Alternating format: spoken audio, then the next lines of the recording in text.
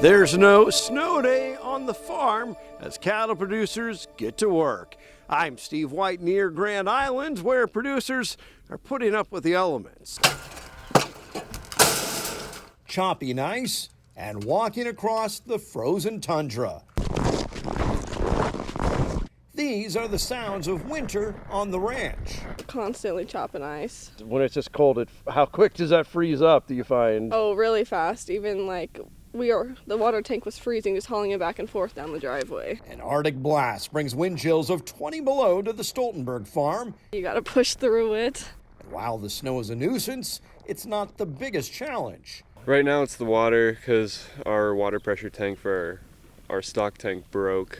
If they're not consuming enough water, they're not going to eat as much. And if they're not eating as much, they're not getting the energy that we're feeding them that they need. So yes, we really have to be vigilant with these cold temperatures. Beef educator Troy Walls of Nebraska Extension says for every degree under 19, there's a 1% increase in energy needs. And when we start seeing these temperatures drop, we know that our cattle are going to need more energy just to help them stay warm.